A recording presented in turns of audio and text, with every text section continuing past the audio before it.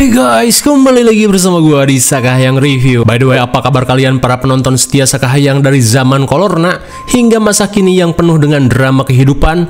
Terima kasih karena kalian masih setia di channel ini. Dan kali ini Sakahayang akan mereview sekaligus membahas salah satu film masterpiece pada masanya berjudul The Orphanage tahun 2007, di mana film ini merupakan karya produser dan sutradara terkenal Meksiko bernama Guillermo del Toro. Dan Sakahayang jamin kalian akan tercengang di akhir filmnya, makanya kalian tonton sampai tamat biar merasakan plot twist yang mencengangkan di film ini. Oke lah, daripada kelamaan dan keburu buka, mending kita langsung saja ke pembahasannya. Dan jika kalian suka dengan channel ini seperti biasa, silahkan subscribe aja biar nggak ketinggalan video menarik lainnya dari Sakahayang.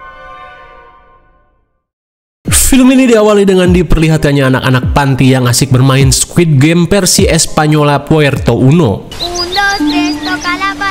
Tak cuma itu, para anak yang jauh dari gadget terlihat riang dan ceria bermain dengan teman sebayanya.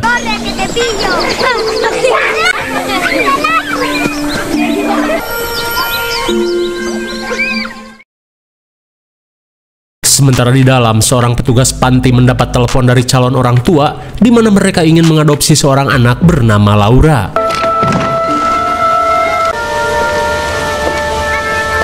Tus amigos te van a echar mucho de menos, Laura. ¡Que te pillo!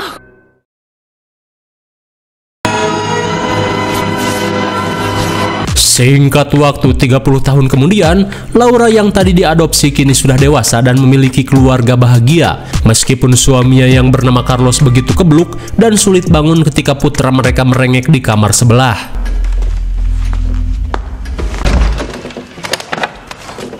Setibanya di kamar, putranya yang bernama Simon berkata jika dirinya tak bisa tidur akibat sering mendengar jeritan-jeritan bocil yang ada di panti ini. Sungguh mulia. Ternyata kini, Laura dan suaminya baru saja membeli panti asuhan masa kecilnya yang telah lama tutup untuk kembali dibuka sebagai fasilitas untuk anak-anak berkebutuhan khusus. Setelah menenangkan Simon, Laura meminta Simon untuk tidak kebanyakan ngehalu. Terlebih di panti ini belum ada satupun anak yang tinggal.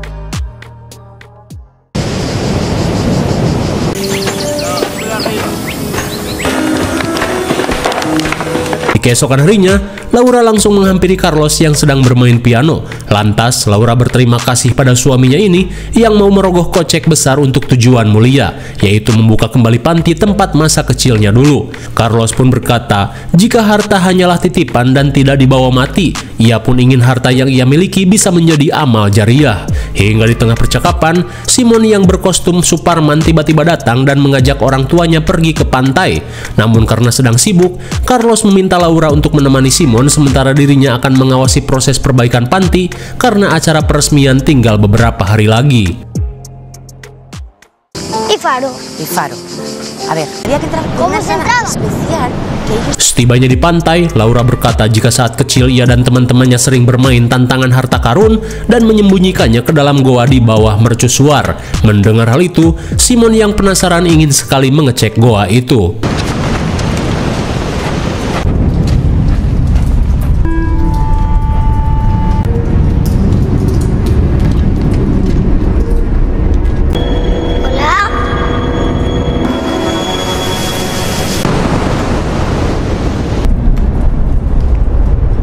Beberapa saat kemudian, Laura yang sedang mengumpulkan kerang langsung heran saat Simon tidak kunjung kembali.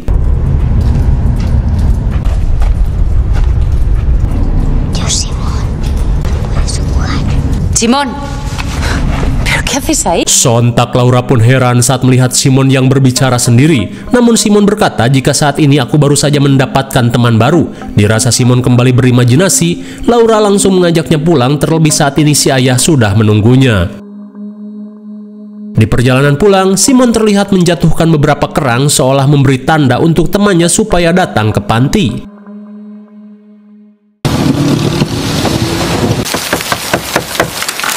Singkat waktu, Laura kedatangan seorang nenek berkerudung masa kresek bernama Beninga, di mana ia mengaku sebagai pekerja dinsos untuk membicarakan penyakit Simon. Sesaat kemudian, mereka pun membicarakan Simon yang memiliki penyakit menular yang diturunkan oleh orang tua genetiknya.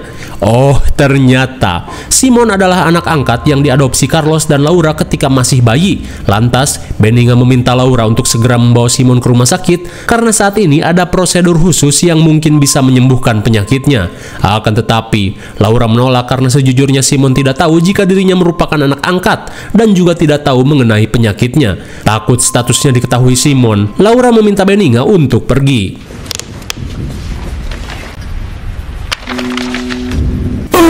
My God, sungguh malang.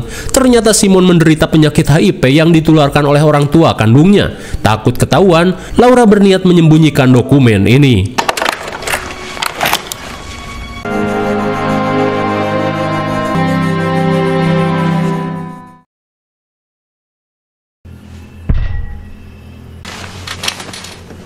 Di tengah malam, Laura terbangun setelah mendengar suara gaduh dari arah gudang.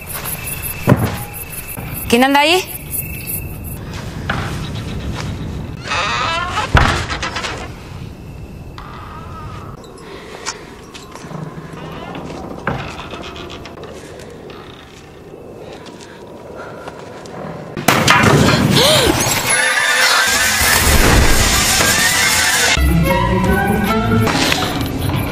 Light asik goodbye.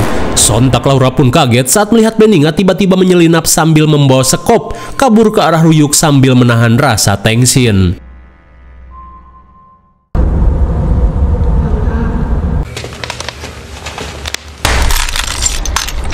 Di keesokan harinya, Laura pun heran saat kerang-kerang yang dibuang Simon di tengah jalan kini sudah terkumpul semua di depan rumah, seolah telah dikumpulkan seseorang. Namun sesaat kemudian, Laura pun kaget saat melihat Simon menggambar anak-anak yang sangat persis dengan teman Laura di masa lalu. Lantas sambil menunjukkan gambar itu, Laura pun menanyakan siapa sebenarnya sosok yang Simon gambar. Simon pun berkata jika mereka adalah teman baruku yang selalu mengajakku bermain harta karun. Dan kini, Simon yang giliran mencari harta karun berniat mengajak Laura untuk bermain.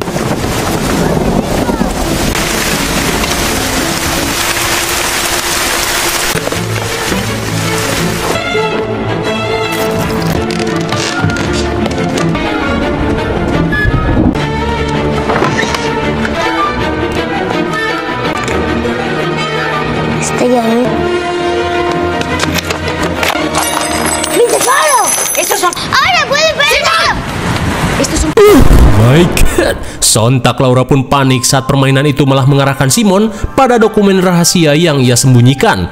Namun Simon menegaskan jika semua ini sudah diatur oleh teman-teman barunya. Bahkan, kini ia tahu jika Laura bukanlah ibu kandungnya. Di tengah rasa kaget, Laura menanyakan siapa yang memberitahu hal itu. Lantas Simon hanya mengatakan nama Thomas yang telah memberitahu semua kebenarannya.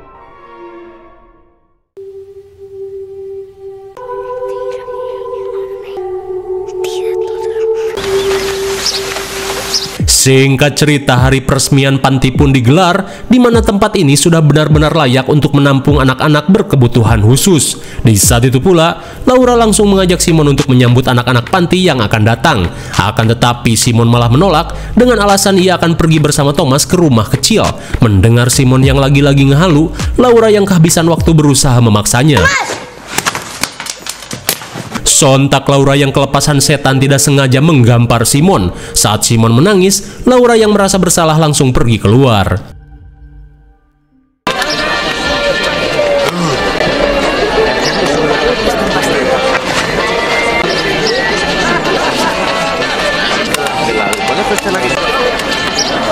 Bisa kita lihat anak-anak berkebutuhan khusus telah berdatangan dan merayakan pesta peresmian panti asuhan milik Laura. Namun di tengah meriahnya pesta, seorang bocil bertopeng karung goni terlihat ngejogrok sendirian.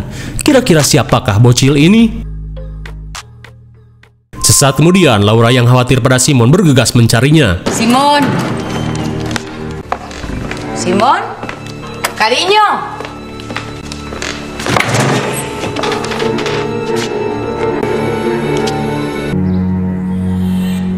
Di tengah pencarian, Laura pun kaget saat menyadari dirinya diikuti oleh seorang bocil misterius bertopeng karung goni dan dengan baju panti jadul bertuliskan Thomas. Simon?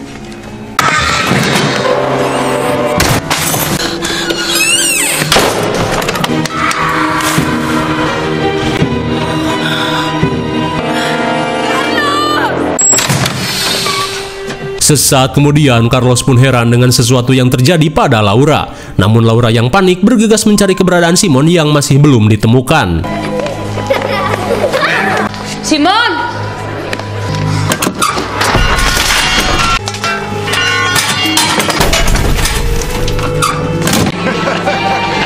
Simon!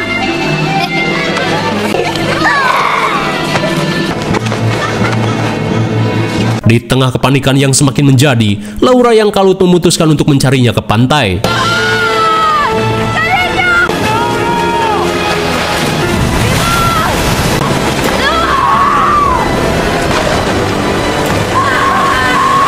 Meskipun kakinya somplak tersandung karang, Laura yang melihat Simon dalam gua sekuat tenaga berusaha untuk bangkit. Namun Carlos yang datang berusaha menyadarkan Laura jika di sana tidak ada siapapun.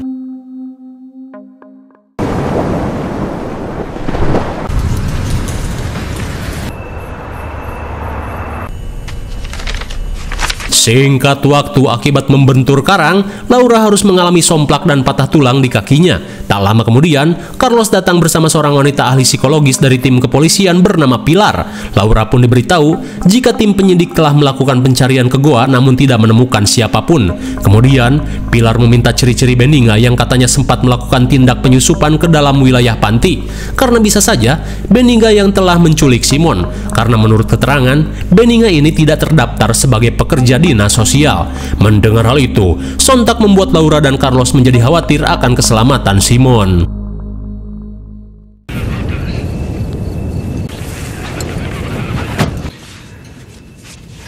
Sekembalinya ke panti, Laura yang kini harus menggunakan kursi roda diminta Carlos untuk beristirahat cukup supaya Laura cepat pulih.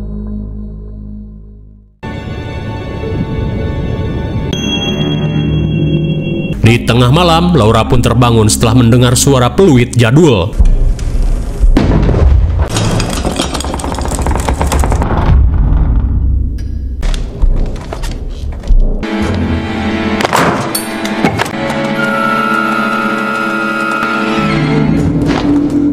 Dikira Simon, Laura pun syok parah saat dirinya hanya menemukan sebuah boneka buluk. Kira-kira kemanakah Simon ini sebenarnya?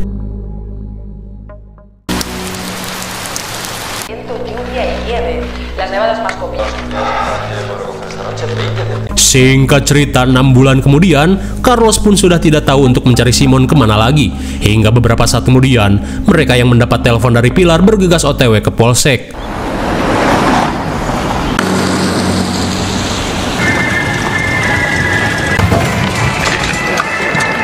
Di tengah perjalanan, Laura pun kaget saat kembali bertemu dengan Benninga.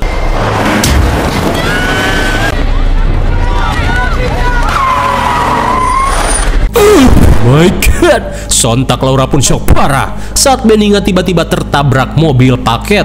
Di tengah kepanikan, Laura berusaha menyelamatkan si bayi dalam stroller. Tapi untungnya bukan bayi, melainkan boneka bertopeng aneh. Di saat itu pula, Carlos yang merupakan seorang dokter berusaha melakukan pertolongan pertama pada Benninga.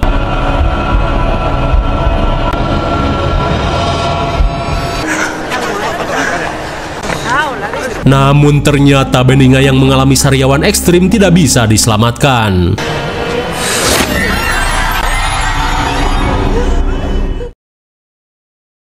Setibanya di Polsek, Pilar pun memberikan beberapa foto dan rekaman yang ia dapatkan dari rumah Benninga. Saat diperlihatkan foto masa kecilnya, Laura berkata jika dirinya mengenali semua teman dan petugas lainnya, kecuali satu orang wanita berkacamata ini. Lantas Pilar memberitahu jika sebenarnya wanita ini adalah Benninga. Kemudian sambil memperlihatkan rekaman, Pilar menjelaskan jika pada saat itu Benninga bekerja di panti sambil menitipkan anaknya yang bernama Thomas. Namun Thomas selalu menggunakan topeng karena ia memiliki wajah yang terlahir cacat sejak dilahirkan. Dan ketika itu, setelah beberapa hari Laura diadopsi, anak-anak yang tersisa di panti mengajak Thomas bermain ke pantai, lalu memintanya untuk membuka topeng. Namun hal tersebut malah membuat Thomas terbuli akibat memiliki rupa yang mengerikan. Hingga di tengah kesedihannya, Thomas pun berlari ke pantai hingga terseret ombak yang sedang pasang. Lalu saat air laut mulai surut, mereka pun mendapati Thomas sudah tidak bernyawa.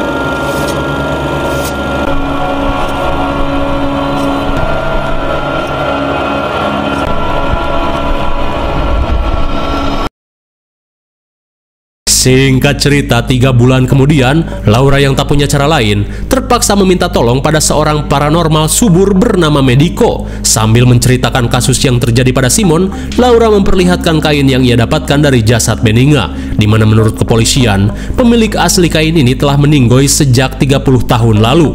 Mendengar hal itu, Medico menyarankan Laura untuk memanggil seorang mage guna melakukan ritual pemanggilan arwah di rumahnya. Lantas apa boleh buat, Laura yang ingin bertemu dengan Simon langsung menyetujuinya.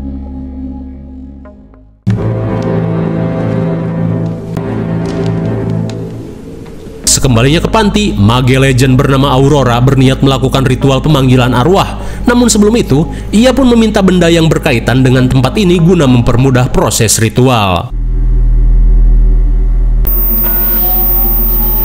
¿Podría explicar para qué necesita ese muñeco? Beberapa saat kemudian, seorang asisten bernama Hendrik mengungkapkan jika saat ini Aurora berencana untuk membiarkan dirinya kerasukan dan pergi ke masa lalu dengan bantuan sebuah boneka yang Laura temukan secara gaib. Setelah melakukan persiapan, Hendrik pun diminta Medico untuk standby karena ritual akan segera dimulai.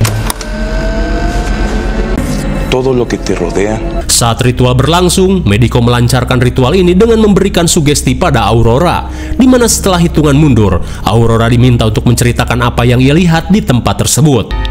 6, 2.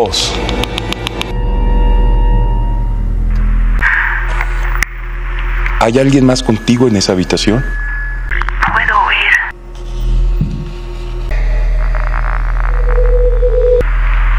Puedo oír algo. Di tengah penelusuran, Aurora berkata jika ia baru saja mendengar sesuatu dari kamar anak-anak. Pero hay alguien. ¿Quién está muerta? No tengas miedo. Betapa syoknya Aurora saat melihat sesuatu yang terjadi pada anak-anak di masa lalu.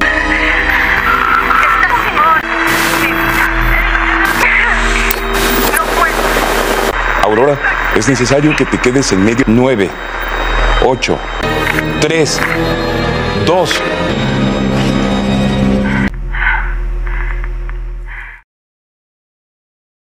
Singkat waktu, Aurora yang syok berkata jika ia merasakan sesuatu yang janggal terjadi di masa lalu. Terlebih ketika dirinya melakukan perjalanan astral, dirinya melihat anak-anak mengalami muntaber seperti mengalami keracunan massal. Mendengar hal itu, Carlos yang tidak percaya dengan hal gaib meminta Laura untuk menyudahi semua ini.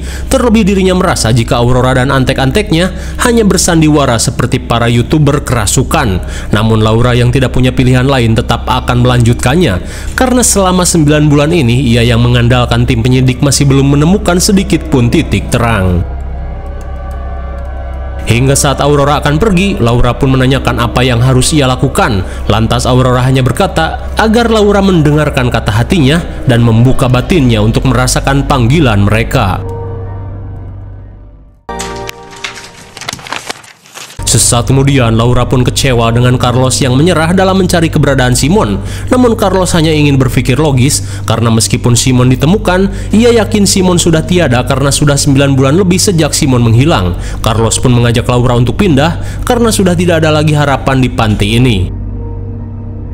Di keesokan harinya, Laura yang penasaran terlihat pergi ke kamar anak-anak dan meminta para arwah untuk menunjukkan apa yang ingin mereka katakan.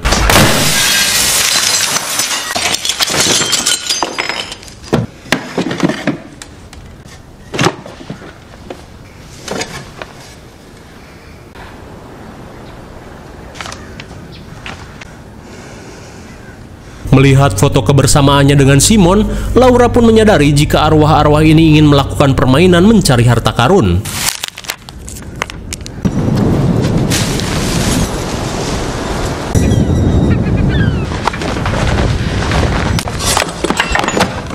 Akhirnya, setelah mengikuti semua petunjuk, Laura pun menemukan sebuah gagang pintu yang terlihat asing, dan kini ia pun mencoba mencari gagang pintu yang cocok.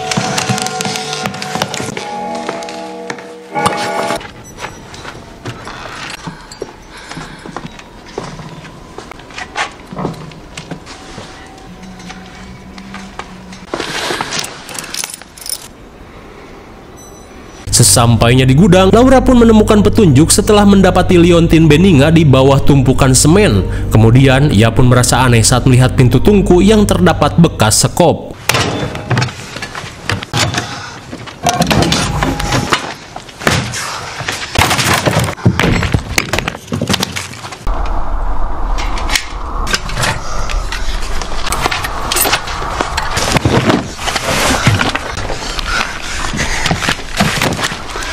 Akan tetapi Laura hanya menemukan beberapa karung yang berisi semen. Hingga di tengah keheranan, sontak Laura pun syok saat menemukan tulang rahang bocil di dalam karung berisi semen.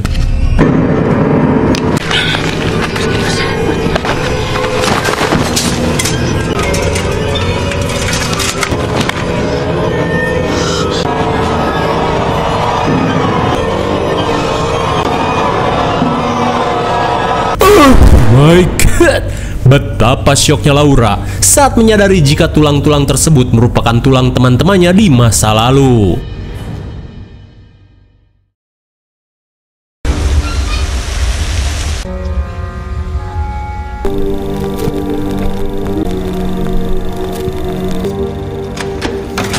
Singkat waktu, Carlos berkata jika tangkurak yang ditemukan dalam karung semen terdiri dari 5 orang anak. Laura pun menyadari jika selama ini Beninga telah meracuni anak-anak guna membalaskan kematian Thomas. Dan kini ia pun tahu alasan Beninga menyelinap ke gudang adalah untuk membawa jasad-jasad itu agar tidak ketahuan, namun keburu gagal karena kepergok. Akan tetapi Carlos yang lelah dengan semua ini mengajak Laura untuk pergi saja dan mencari tempat lain untuk mendirikan panti asuhan. Namun Laura yang masih penasaran meminta izin untuk tinggal di sini sendirian selama 2 hari lagi.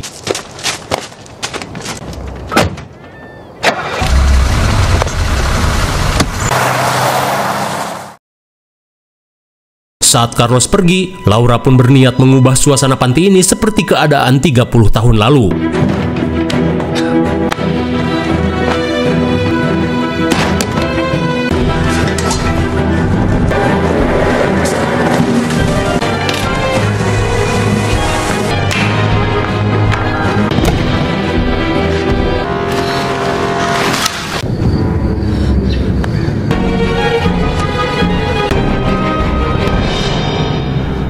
Akhirnya, setelah bekerja keras merombak suasana panti, Laura pun berhasil membawa kenangan 30 tahun lalu di tempat ini. Hingga di keesokan harinya, Laura berniat melanjutkan rencananya, yaitu dengan berperan sebagai petugas panti.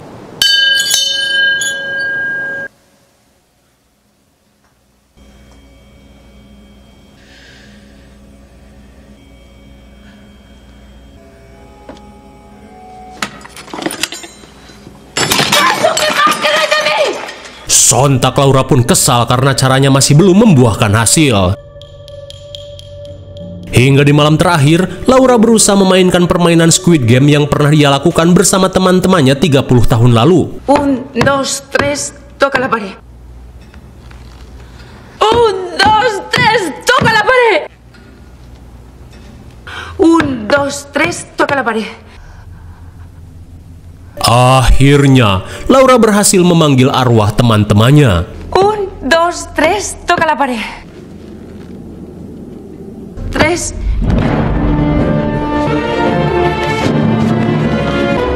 No voy a hacer daño. De verdad, yo soy... Sontak Laura pun heran dengan si bocil yang bersembunyi di gudang bawah tangga.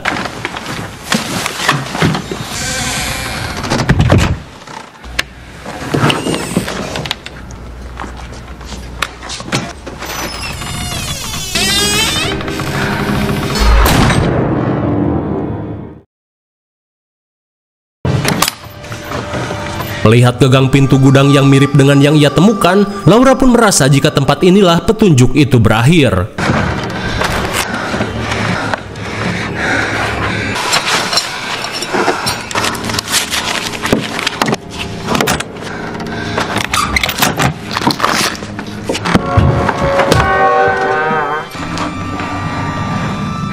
Sontak Laura pun kaget saat menyadari jika panti ini memiliki basement tersembunyi.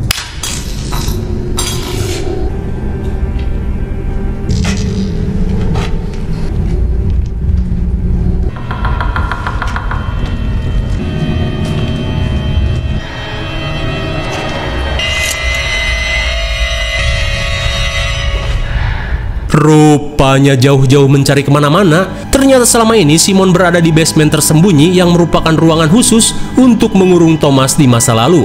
Di tengah rasa lega, Laura yang melihat Simon baik-baik saja bergegas membawanya keluar. Namun Laura merasakan jika arwah-arwah di sini tidak akan membiarkannya pergi begitu saja. Lantas Laura berusaha menenangkan Simon sambil terus berdoa.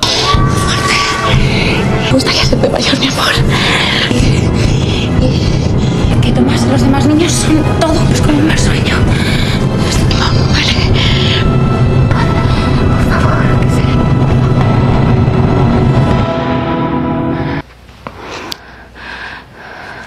Sigo jugando conmigo, ¿vale? Vale.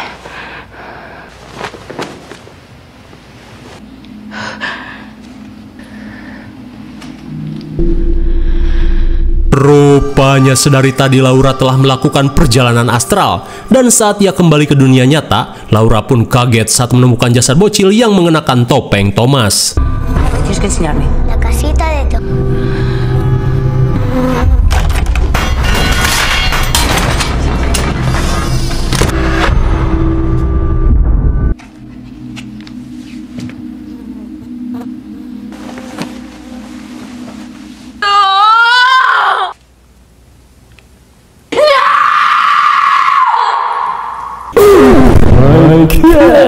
Ternyata sungguh tragis. Selama 9 bulan ini rupanya Simon terjebak di basement setelah Laura tanpa sadar mengganjal tiang besi ke pintu basement tersembunyi.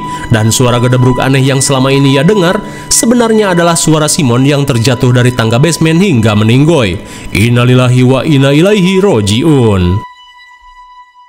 Beberapa saat kemudian, Laura yang membawa jasad Simon terlihat linglung dan tak kuasa menelan kenyataan pahit ini. Hingga di tengah malam, Laura yang penuh dengan rasa penyesalan berniat untuk hidup selamanya bersama Simon meski harus pindah alam.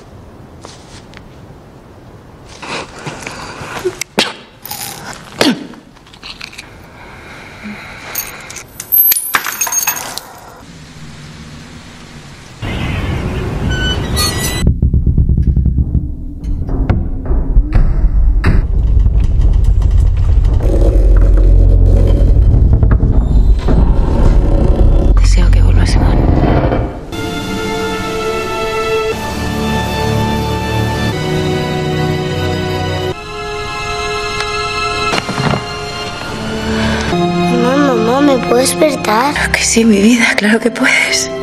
Mamá.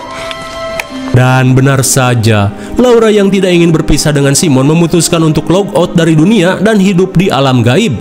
Lantas Simon berkata jika sebenarnya selama ini ia sudah menginginkan Laura tinggal bersamanya dan merawat semua anak-anak panti.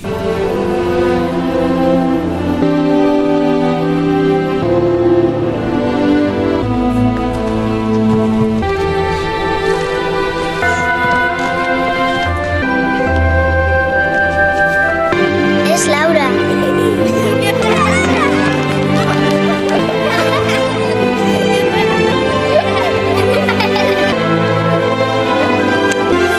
Una casa.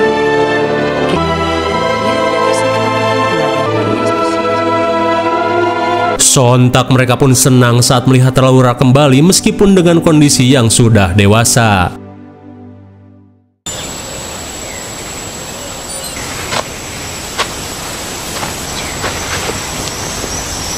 Singkat cerita, 1 bulan kemudian, terlihat Carlos pun kembali ke panti untuk mengenang Laura dan Simon.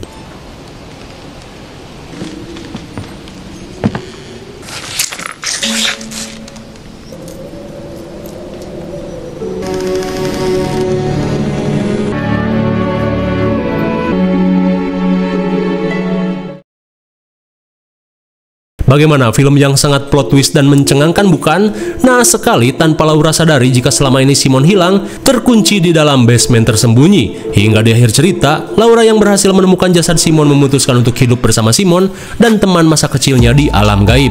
IMDb untuk film ini adalah 7,4 dan menurut saya yang cocok saja dengan nilai segitu. Mungkin segini saja review dan pembahasan film The Orphanage 2007. Jangan lupa like, share, dan subscribe supaya kalian tidak ketinggalan jika ada video menarik lainnya dari Sakahayang. Thanks for watching and see you on next video. Bye-bye.